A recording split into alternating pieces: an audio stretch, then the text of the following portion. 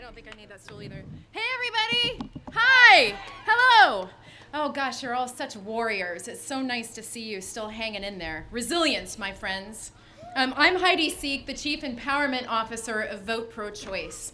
We were founded in March of 2016 to make sure that pro-choice voters were voting in every election all the way down the ballot.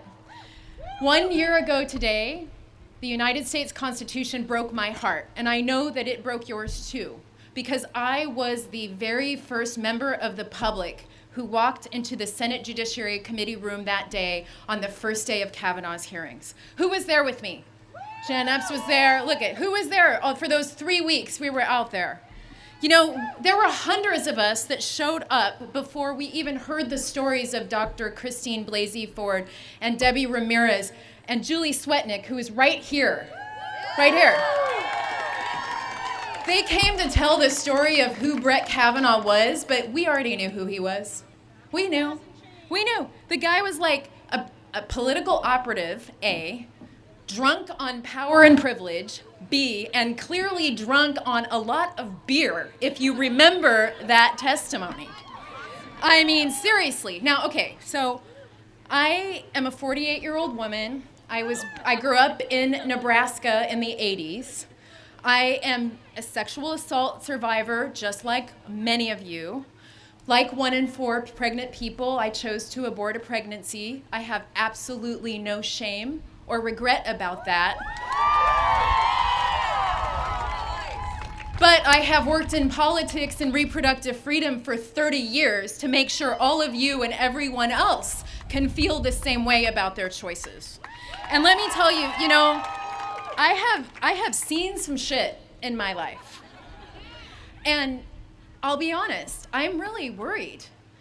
Not only because we could lose Roe v. Wade within the year because of these people, but also because the checks and balances of the United States Constitution, which were put in place, y'all, by a small number of white slave owners, basically, to check their own privilege, those checks and balances aren't really working anymore. And that's terrifying, you know? But guess what? We do have some checks and balances. Do you know what they are? They're us right here.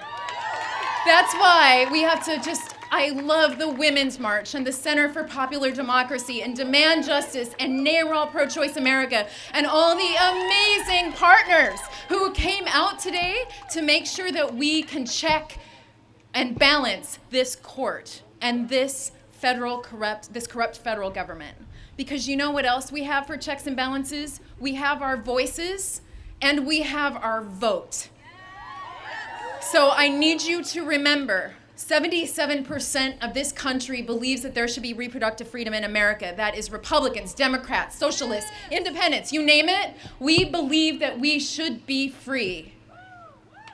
That means that we have more votes than the anti-choice minority responsible for that. We have more votes. That means we have more voices than the Fox News Facebook propaganda machine. We have more voices. That means we have more power than they do. And do you wonder why they want to suppress us? But guess what? This is what I really want you to know. This is your call to action.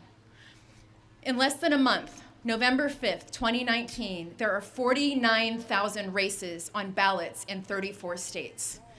5 states have statewide elections and thousands of municipal races are on the ballot. You know what you need to do in each of those races? Vote. Vote. Seriously. Because it's not about 2020. It's not about praying for impeachment. It's about taking action right now. And we need to be electing local judges, local pro-choice public defenders, district attorneys, city council members, mayors, because you know how we got Kamala and Ayanna? By voting in local elections. They started there. So, my friends, you have to promise me on November 5th, 2019, you're gonna do what? Vote, and you're gonna vote pro-choice. Yes, because we've done all the work for you. Just go to voteprochoice.us. We've done it all. Because listen, if you don't want the perpetrators in charge, we have to put the survivors in charge. I love you all so much. Yes, and that's what we're gonna do.